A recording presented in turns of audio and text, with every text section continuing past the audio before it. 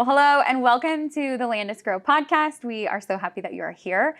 Today, we have a very special guest, and I will let Tim introduce himself and tell us a little bit more about where we're going to be, talking at here today. But we're going to be talking about just really non-traditional ag students and how we continue to get students that are, not of a farming background involved in ag. So let's kick it off. My name is Kevin Anderson. I am one of two agriculture teachers here for Des Moines Central Campus, which is part of Des Moines Public Schools. I teach the animal science side, and I've got a colleague named Heidi Mant who teaches horticulture, and together we advise FFA. Probably many of your listeners are somewhat familiar with FFA, sure. As well as Manners. So we've got two leadership organizations out here. Okay. I've been here for 8 years now, and Heidi's been here for 3, and this is one of the coolest agricultural education spots, in my biased opinion, in the state of Iowa. For sure. All right, so tell us a little bit more. We're sitting in your classroom, Yep.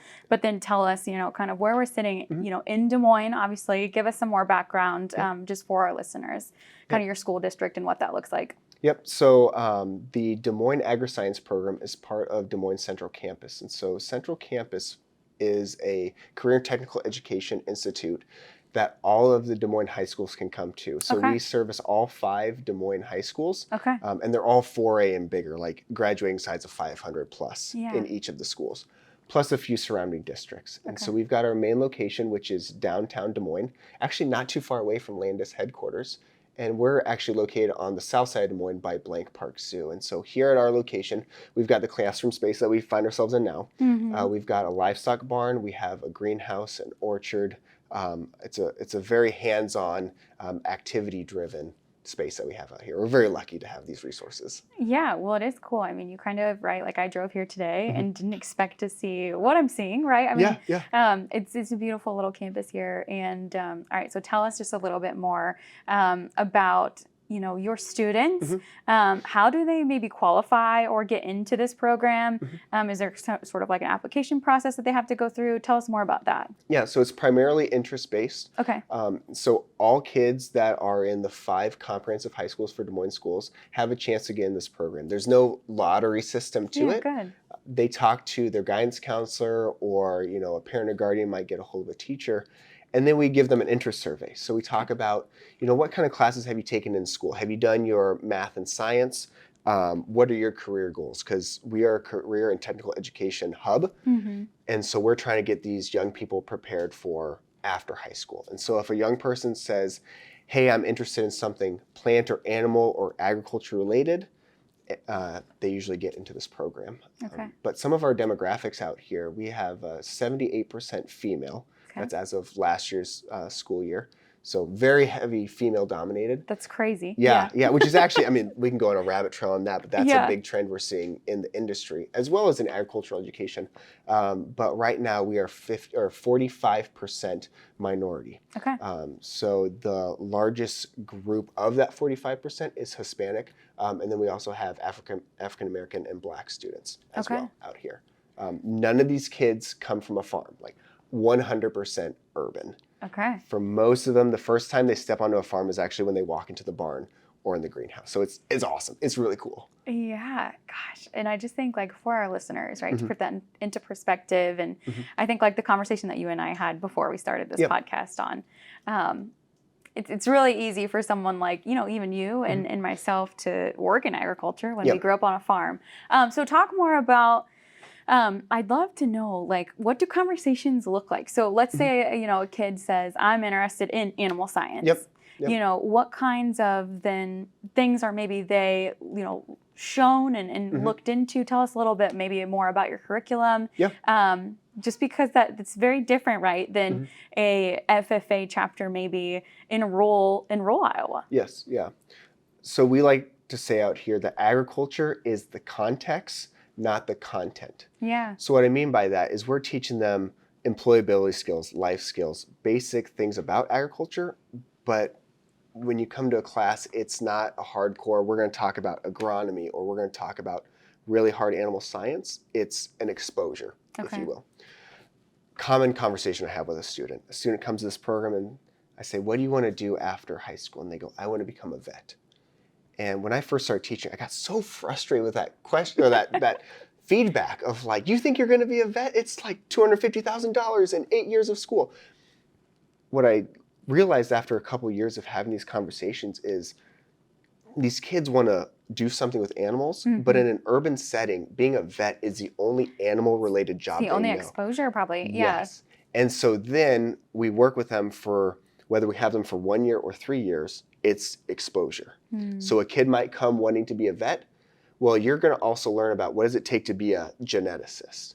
All right, you're going to learn about, you know, the sales side of anything, you know, like feed sales, something like that. But then we're going to also talk about the sciences. I mean, we've got great companies in Des Moines. We've got Landis, we've got Kemin. So it's what are the jobs that people like Landis is hiring or Kemin is hiring for. And so some things that we do to help with that, we have a career unit that lasts about a month and a half to 2 months. Okay. So we do our own career fair here. We have 25 to 30 businesses come in. Oh, very cool. And we tell them, hey, our kids are probably not going to want to intern with you to be chemical applicators. But maybe it's something IT or communications like what we're doing today. Our kids would be great at that. We also take them to Iowa State, and Iowa State hosts us for a day. And they just march them through all the different degree options and then career outcomes because we're career centered. So it's how do you broaden their horizon? Yeah. That's the roundabout answer to your question. Well, for sure. And I just love your comment of, right, it's context over content. Yes.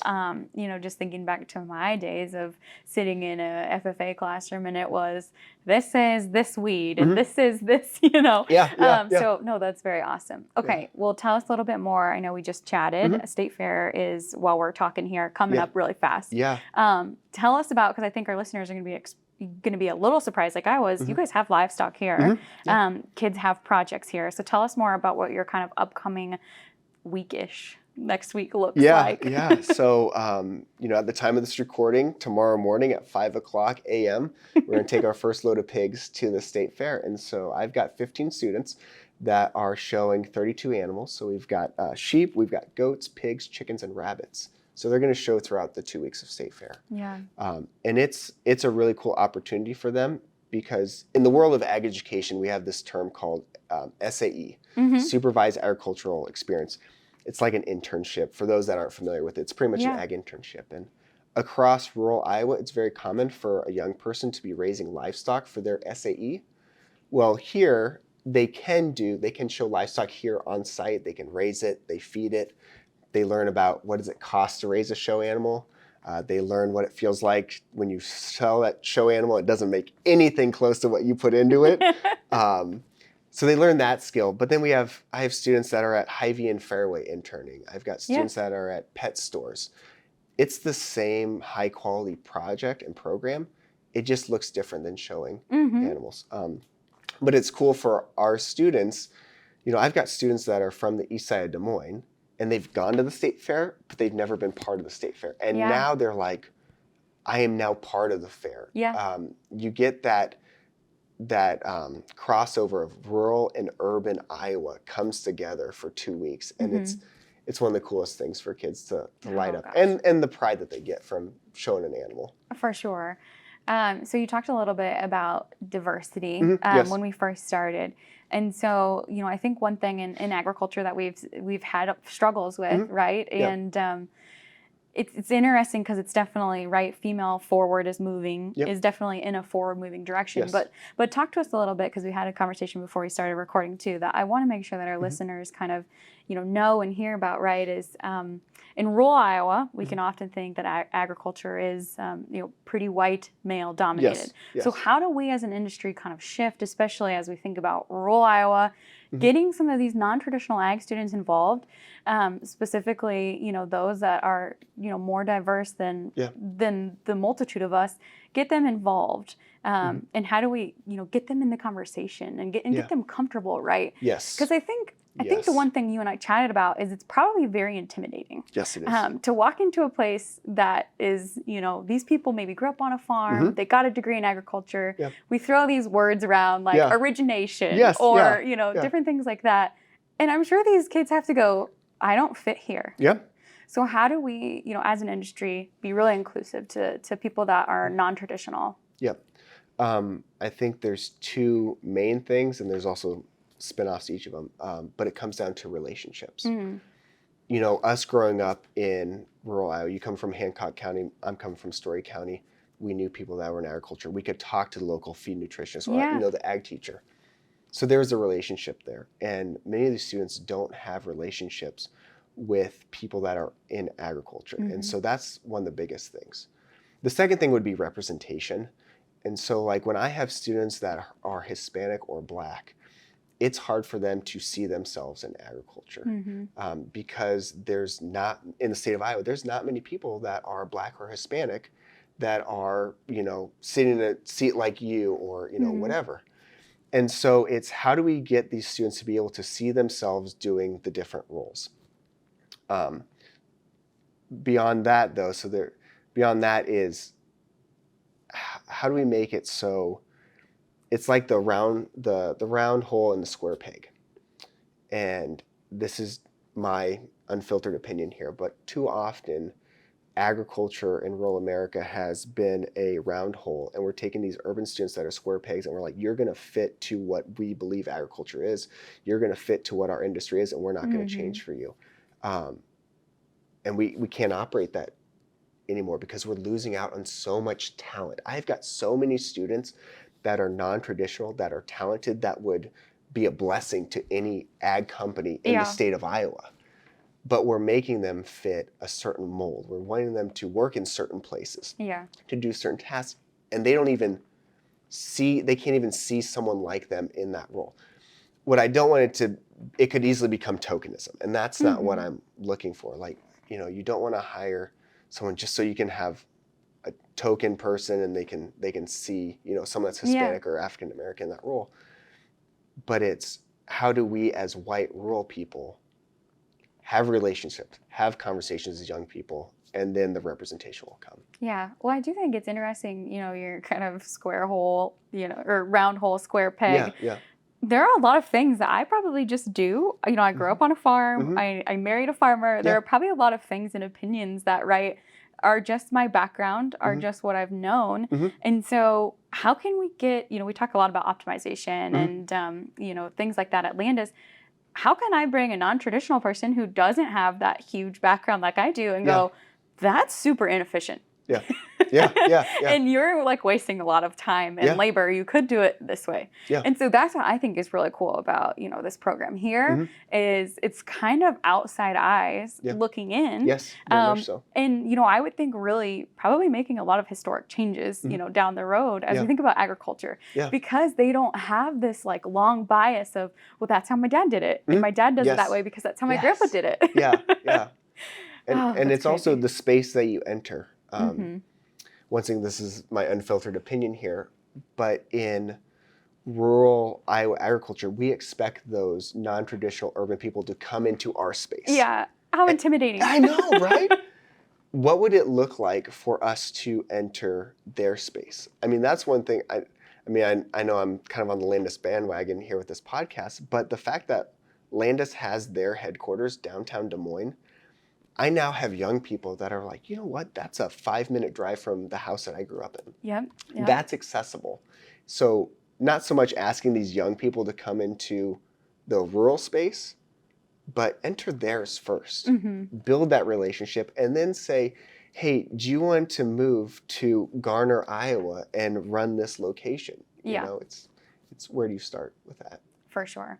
Okay, so talk a little bit more, and if you have, you know, any stats, and if you don't, no worries. But like, what % do you think of the kids that you know kind of teach in your classroom? What % are maybe going right into the workforce, taking a job maybe in some form of agriculture, and then you know what point or what % maybe are going to like an Iowa State or a secondary, you know, education spot? So I don't have those concrete numbers. Yeah, no, that's all right. But if I were to take a stab in the dark, I would say when students graduate from high school in this program, a graduating senior class will have roughly 25 to 30% will have been accepted into a post-secondary institution, whether that's a community college like DMAC or whether that's Iowa State. Okay. And then the rest, there's other things like they might go into the workforce. They might be trying to just still figure out what pathway they want to go down to. But there's also the money side. the students that I serve, 78% of them come from free and reduced lunch. Mm-hmm. So it's actually a pretty high poverty rate. And people might think, well, that's Des Moines, but rural Iowa has the same challenges. I've heard statistics in Ringgold County. I think it's not much different than here. Hopefully I don't offend anyone in Ringgold County, but it's similar across the state to other places. And so they're wanting to go to school. They're wanting to use their knowledge, but is it affordable to them? And that's a whole nother podcast episode. For sure. But we definitely have kids that get interested. So for example, we've got a student that just graduated this last year, and she didn't know where she wanted to go to school. She didn't know what she wanted to major in. And after 3 years here, she's now headed to Northwest Missouri State. And she's going to major in horticulture. Yeah. She came here. She actually wanted to do animal science. And then she's like, you know what? I don't really enjoy pigs, sheep, and goats, which is fine. Yeah. But she's like, I really love those plants. And she's probably going to change the world, and we're going to work for her someday, probably. But just the fact that she would never have known that. And no. So talk a little bit about your, kind of partner in this program. Yeah. Talk a little bit about, maybe the horticulture side, just so our listeners can, maybe hear, is there agronomy? Is it mostly horticulture? Talk more about that. Yeah, so it's primarily horticulture. Okay. So Heidi Mant, who runs that program, she's a phenomenal educator. She's about to start her third year in teaching. Okay. And she is really good about utilizing the space that she has to teach agriculture principles. Yeah. So maybe some of the listeners did like soil judging when they were in high school. Our kids aren't going to want to do soil judging. I mean, no one wants to get, the pits were always wet, I mean, does a farm kid actually want to do that? No, probably not. I didn't enjoy it the most either when I was doing it. But you can still learn about soil texture and horizons and what makes a quality soil in the horticulture setting. And so that's what she's done. She's taken agronomy principles, doesn't use straight agronomy language, but puts it in a setting that's very digestible to students. Another thing that kids like to do, there's a very strong sense of community and familial ties in our program. That's one of the great things I've learned with working with Hispanic students is they probably have some of the strongest family ties around. It's not uncommon for my Hispanic students to have 2, 3, 4 generations living in the same household. And so they want to be able to talk to the older generations about what they're learning out here. And so one interesting thing Heidi's been doing is the orchard project that we're working on. Those kids were able to talk about growing apples, and they could go home and they could tell their family about it. And then the older generation could say, hey, when I was younger growing up in Mexico, I mean, this happened. I'm not just throwing out hypotheticals. This happened. They're like, oh, we raised these crops and we had these animals. And so that familial tie is even stronger. Than also community service. Kids like to give back to the community here. And so she's implemented some stuff we do on the FFA side, community focus. Also with the orchard, we're going to be able to give stuff back. She's also really good at looking at what skills do kids need in order to go into industry. It's no shock to anyone that we're not adding farm ground in the state of Iowa, we're losing it. And so we look at hydroponics. And so Heidi, as well as Amy Estel, who's our greenhouse manager, they have beefed up our hydroponics because we're looking 10, 15 years down the road, our young people need to be professionals in that space. So we'll teach you about soil, but we're also going to prepare you for the future beyond that stuff. For sure. Okay, and then I think talk a little bit more about. So you said there's 4 or 5 school districts that utilize. So there's 5 schools. 5 schools. Yeah, okay. Yeah. Sorry, my background is districts, right? So yeah. So talk to us a little bit more. I mean, I assume they take a bus out here. What does that look like? What does your day look like? How much time does each kind of class or school get at this facility? Talk to us about that a little bit more. Yeah. So we've got. I need to make sure I get them all straight. So it's one school district. There's 31,000 kids, K-12, in Des Moines schools. So we're actually closer to size of Iowa State than we are the next high school, which I think would be Cedar Rapids. Sure. So it's North, East, Hoover, Roosevelt, and Lincoln. Okay. And they're the different, I mean, I'm not going to go through geography on them. But they take a bus from their home high school to Central Campus downtown, and then they get bused out here. Okay. And they're out here for half a day. Okay, and so all the different schools, all those kids are together. Yeah. So really, it's more than just learning about agriculture. It's, really communicating with others that you wouldn't see day to day. Yes, exactly. Okay. Yeah. And sometimes it's always the funniest thing when we'll get kids from the same schools. I mean, these schools are so big. You're almost a number, Yeah. not a name. Yeah. And you don't learn people's names because your class is so big. And we'll get two kids sitting next to each other. I'll be like, what school do you go to? And they're like, East. I said, what school do you go to? East. And they turn and look at each other and they go, we go to the same school. Oh my gosh. And then you find out a couple weeks later, they've been in the same math class for like 2-3 weeks together. They just didn't realize it.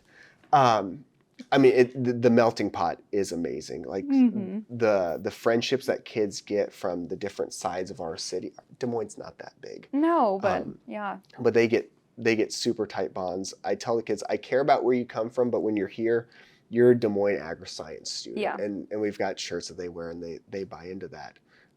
Because it's every day they're with us for at least half a day. And so you really get to know people well. I mean, those that might have taken an ag class in high school probably got to know your high school ag teacher. I know you had Bob up there and Garner, and I had John at Gilbert. Really got to know our ag teachers.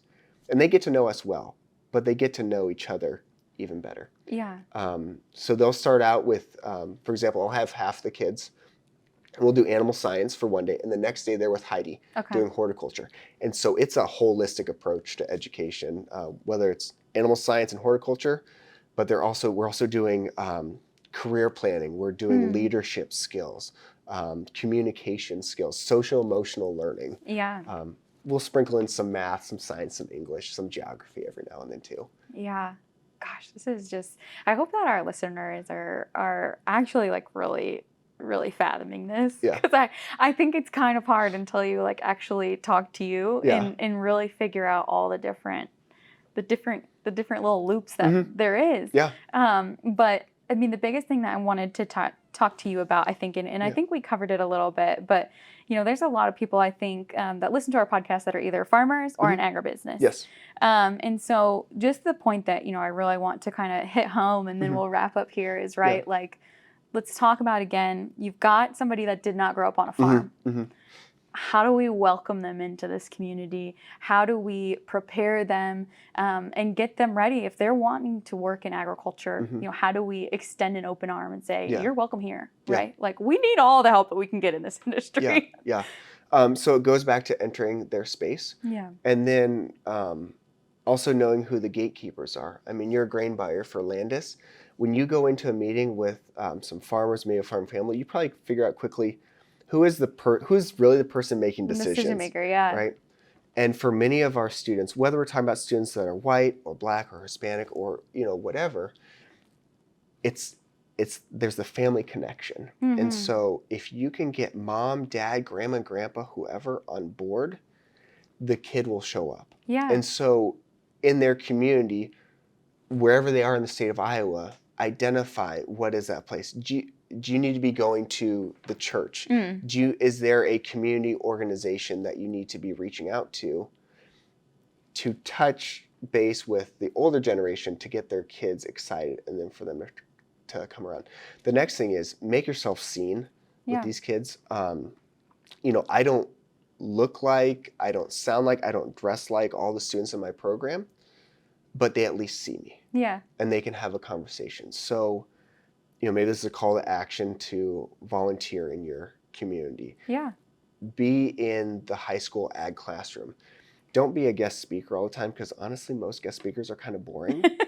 But could you collaborate with the ag teacher on a lesson about whatever? Yeah. I know I'm getting in the weeds on this, but the greatest connector of people that I've found is food. If I have a hard time talking to a kid, getting them to open up, I start talking about food.